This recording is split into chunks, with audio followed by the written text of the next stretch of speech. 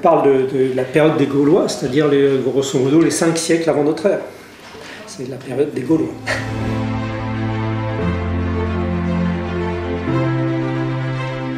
Alors on a une vision des plantes cultivées et consommées en Gaule à travers les restes de fruits et de graines qu'on trouve dans les sites archéologiques. Donc on a 2 grandes familles de plantes traditionnellement réservées à l'alimentation. Il y a tout ce qui est céréales qui apporte de l'amidon, de l'énergie. Et puis il y a les légumineuses qui apportent des protéines, donc c'est tout ce qui est lentilles, petits pois. Mais à l'âge du fer, on consomme aussi régulièrement des espèces qu'on a moins l'habitude de voir actuellement, comme la vesse cultivée, la févrole, l'herse, la gesse. Donc tout ça, ce sont des légumineuses. Donc on a beaucoup de restes de plantes oléagineuses dont on extrait donc de l'huile. Il y a du pavot, du lin, mais aussi de la caméline. Donc on a toute une série d'espèces qu'on cultivait encore jusqu'au 19e siècle. Et on a également beaucoup de restes de fruitiers. Donc à l'époque gauloise, dans le sud de la Gaule, il y a déjà beaucoup d'espèces fruitières. La viticulture, la culture de la vigne, qui se développe énormément également à partir du 6e siècle avant Jésus-Christ. Et par contre, dans le nord de la Gaule, le développement de toute cette arboriculture fruitière, il est plus tardif et c'est surtout à l'époque romaine qu'on va le constater. C'est surtout le noyer qui, dont la culture va être développée. Il y a également énormément d'espèces importées. Et petit à petit, on va arriver à acclimater certaines de ces espèces qui, au départ, sont des exotiques, donc qui arrivent d'ailleurs. On va, par exemple, acclimater la pêche, qui a été domestiquée en Chine et qui arrive dans nos régions au tout début du 1er siècle après Jésus-Christ.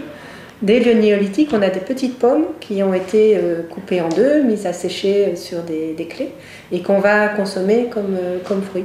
Par contre, cette espèce sauvage indigène, elle ne contribue pas au développement des espèces domestiques qui sont issues d'espèces sauvages qui sont plutôt localisées dans la région du Caucase.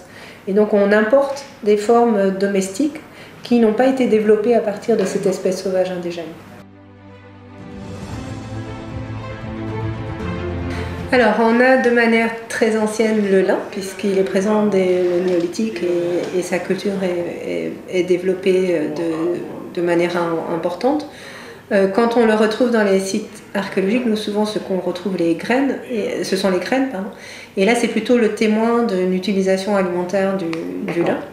Donc les utilisations textiles, on les a surtout à travers les mentions paléontologiques. Et le chanvre, il a une histoire différente parce qu'il est aussi originaire d'Extrême-Orient, donc c'est une plante qui apparaît plus tardivement. Et on utilise aussi l'ortie. Mais ces restes de fruits et de graines, ils ont besoin d'être conservés sous certaines formes.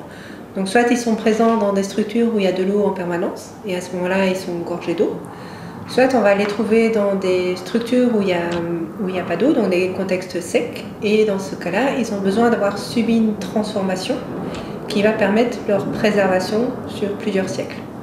Cette transformation, la plus fréquente, c'est ce qu'on appelle la carbonisation, c'est-à-dire que les restes végétaux ont été en contact avec une source de chaleur, qu'on utilise le feu pour toute une série de traitements.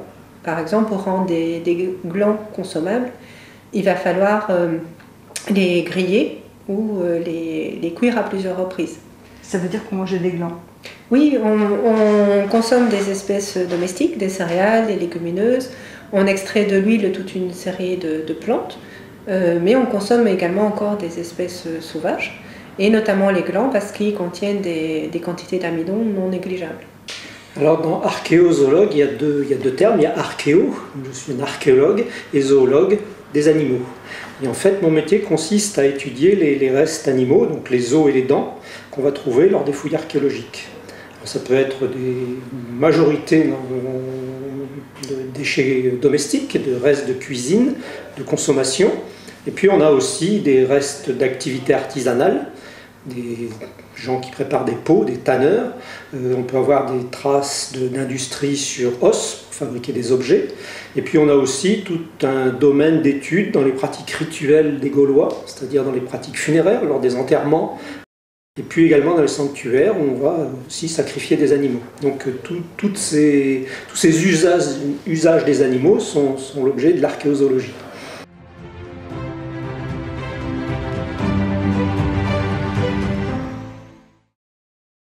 D'une manière très générale, quand on regarde le sud de la France, la Provence, on est avec énormément de moutons et de chèvres, des taux qu'on ne va pas trouver de manière très exceptionnelle dans le nord de la France, où on a beaucoup plus de bovins et de cochons.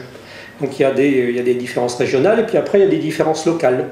C'est-à-dire qu'il y a des fermes qui sont plus orientées vers l'élevage bovin, d'autres plus vers le cochon, d'autres plus vers le mouton. Donc il y a des spécialisations comme ça qui apparaissent déjà à ce moment-là, comme on a aujourd'hui dans nos régions. Curieusement, contrairement à l'idée qu'on a des Gaulois qui sont des chasseurs de sangliers, comme tout le monde pense, en fait pas du tout. La chasse, elle est extrêmement réduite dans l'alimentation. Alors ils chassaient, mais ils ne chassaient pas pour des raisons alimentaires. Ils chassaient pour de la fourrure. On a beaucoup d'animaux à fourrure, donc le loup, le castor, la martre, la fouine, etc.